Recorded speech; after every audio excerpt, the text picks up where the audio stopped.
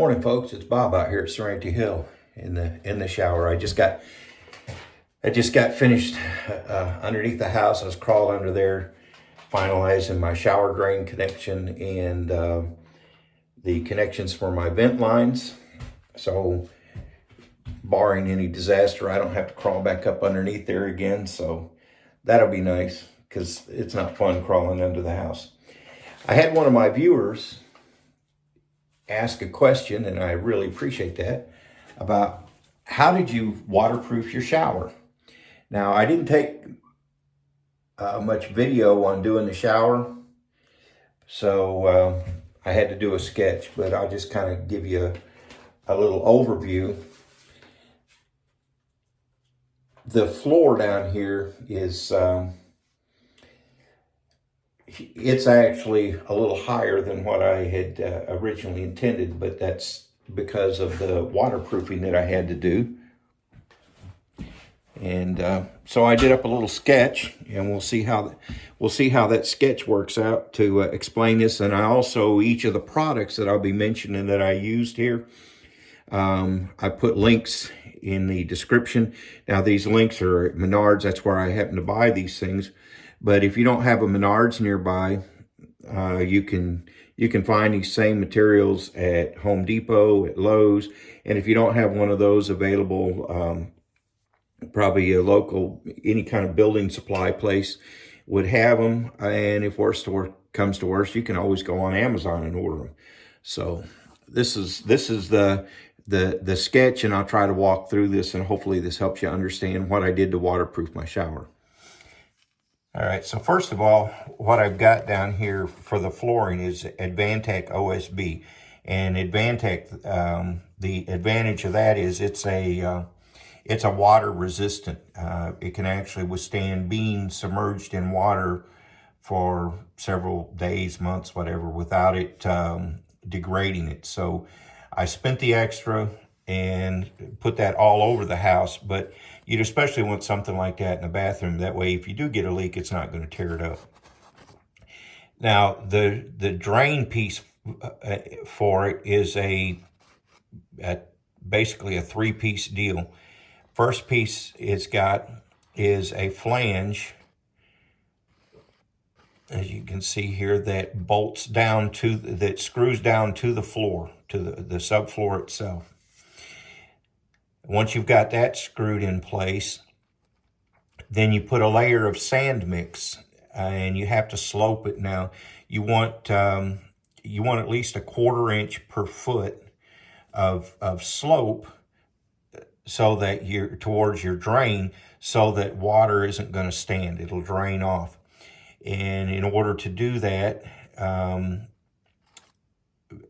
I've got about 2.5 feet from the center of the drain, or the edge of a drain, to the outside wall on all sides. So I figured that out, 2.5 feet, 1/4 inch. So I needed about 5/8 of an inch rise at the far end up against my wall compared to here.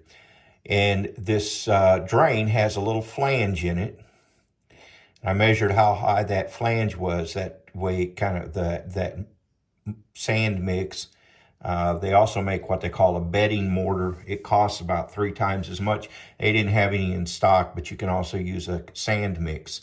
And it's a mix of concrete, or of Portland cement and sand. And it's meant for filling in.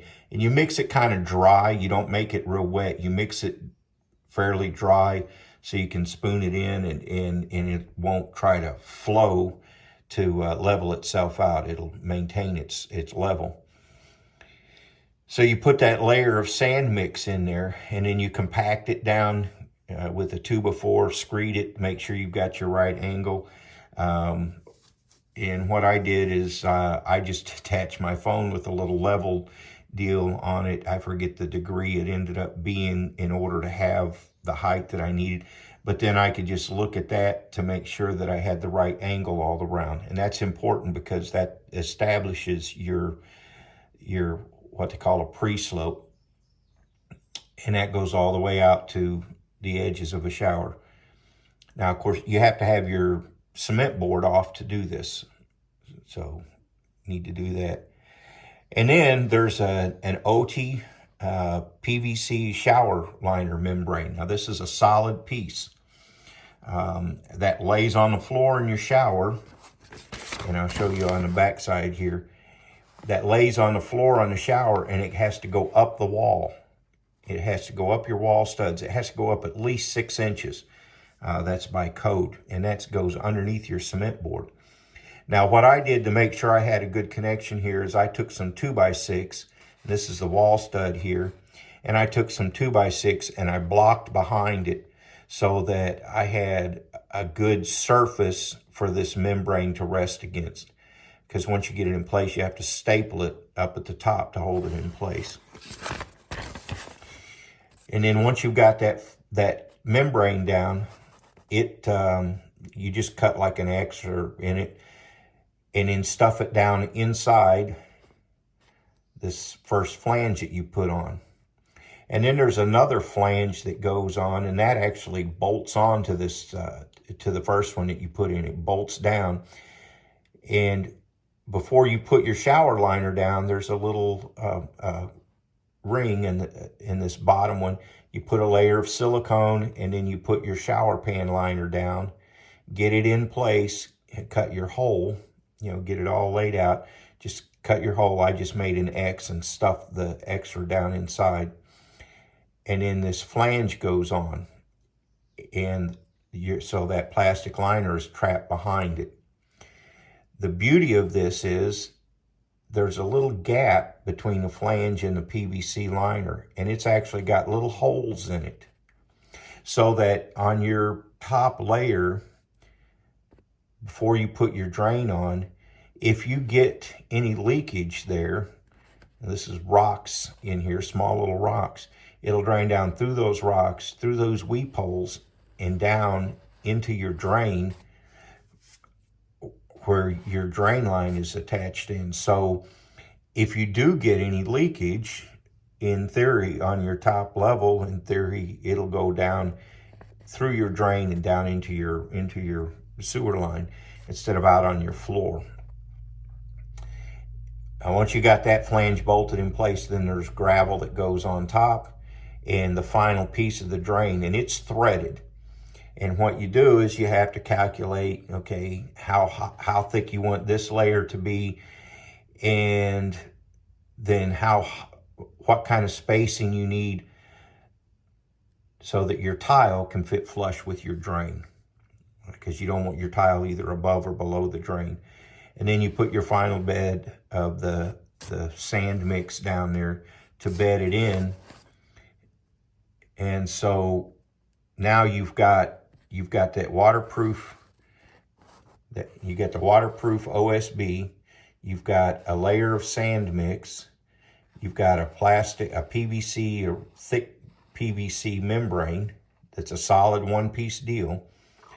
And then you've got another layer of sand mix and the gravel, so that if you do get some leakage down through there, it'll go through the gravel, through the weep hole, and down into your drain. And like I said, this is threaded to adjust the height. So you have to kind of measure to know, okay, how thick is my tile going to be and what level do I need this to be. There's a little wiggle room to do some adjustment in that if you need to. So, and again, I bought that at Menards, and it was pretty simple to put in. There's also instructions for this on the Oatey website on how to install that shower membrane. And then what it looks like from the side view is, on your shower floor, of course, I got the OSB, and then this is a wall stud. This is a wall stud, and then you got your layer of sand mix, and it goes up against the wall stud, and then you put your PVC liner, and it's one piece. It goes 6 inches up the wall. That's what the codes require. And you never cut this. The only place this is cut is if you have a little extra on your exit of your shower, you might cut that. But then you, in the corners, you fold it over. and they make a special PVC cement. So you're folding the corners kind of like you're doing a hospital corner on a bed, and you put that PVC cement to glue it together. So there's no cuts in the corner, none at all, no cuts. So it's a continuous on the corners. And then you put the next layer of sand mix, and then once you've got your last layer of sand mix in, you got it packed, you've got it screeded to make sure it's good and level, you've got your proper slope so that your drain's going to drain. There's a product, it's a crack fixer waterproofing membrane, comes in gallon buckets, it's a pink color, and you put your cement board on, and then once you've got your cement board on there, and you've got your cement board mudded and taped, then you can put that waterproofing membrane, it just rolls on like paint. You put that on top of your cement board, and then your thin set goes for attaching your tile goes right on top of that. And that way, the theory is that you should not have any issue with water leaking in. And again, with this shower, with this membrane coming up, you'd have to come up really high above the shower. I mean, so much it's running out on the floor before water would get to your wall studs and down behind your wall studs and the like. And then, of course, at the exit of a shower, there's a curb that I've got so that water doesn't come over, and that shower membrane continues up over the curb and is actually stapled to the back side of this curb. And again, it's one piece. The shower pan liner, it comes with some little dams that go in the corners. So it's really not hard to put in, but again, it goes up probably about to here behind this first row of tile is about how high it goes. So that should waterproof it. And again, with that membrane, and then what behind the tile, and then and it's just a roll-on. Took 2 gallons of that. And then in the corners, Tech, the company that makes all the grout and this mortar and the like that they sell at Menards, also makes a caulk that's a color match to the grout, and it's actually sanded so that it will have the same color, the same texture as the grout. And I'll be putting that down in the corners here and inside my shower nooks so that I don't get any, to seal those off, just in case the grout cracks or fails so it doesn't soak through. So that's how the shower is waterproofed. All right, so I hope that helps you understand how I waterproof my shower. I know sometimes there's concern about, well, what about leakage? What about water getting behind? What about water damage? But hopefully with these products that I used, I won't get leakage, I won't get water damage. Again, my OSB it's the Advantech OSB, which is a water resistant, I don't think they call it waterproof, at least water resistant, and it can be actually submerged in water for days without damaging it because of the glue they use to hold it together. So it's worth a little bit extra to use that in wet areas at the very least. And then with the sand mix and the liner, the special drain, the waterproofing membrane. And again, what I did is I watched some videos on YouTube, but not only that, I also consulted the manufacturer's websites. And these manufacturers' websites are really, really good resource for you because, they'll all have detailed instructions with drawings, exploded diagrams, step-by-steps, cautions you need to take, and the proper way to prep. And some of them also have videos to show you what to do, you know, professionally made videos from the manufacturer. These are great resources for you, so don't ignore those. Make sure to use those because then you know you're doing it right. You know, I've said it before and I'll say it again, and that if you're using a product and you follow the manufacturer's recommendations and the manufacturer's practices on putting it in, then you're going to get the result from it that the manufacturer designed it for. But if you take shortcuts or you just say, well, I think that's dumb, I'll do it this way instead, that's when you get failures.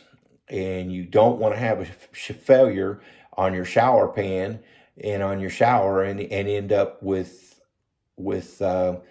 mold issues and with water damage issues and with some repair that's going to cost you a lot of money or a lot of time or both to fix.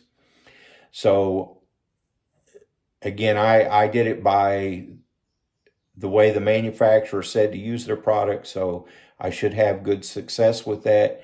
And I'm looking forward to trouble-free years with my tiled-in shower, without leakage, without water damage. So that's what I'm hoping for. All right, so don't be afraid to get out there and try something. Again, if you know, the manufacturers, they have all kinds of resources to help you out. You know, you may not know how to do something, but that's all right. You know, you came into this world not knowing anything. So everything that you know now, you had to learn. So this is just one more thing to learn. You know, you learned everything else, you can learn this too. There's resources out there to help you learn, and you can do more things than you would think if you're just willing to step out there and take a deep breath, exhale, and say, okay, here we go. But do your due diligence and check out those manufacturer sites, check out the instructions, check out some YouTube videos, and then go for it. All right. Thanks for stopping by. Hope you get out there and do something, make things happen. Don't be afraid to get out there and try. If it doesn't work out, you just redo it. It works out, that's great. Move on to the next project. Thanks for stopping by. We will see you on the next one. Bye now.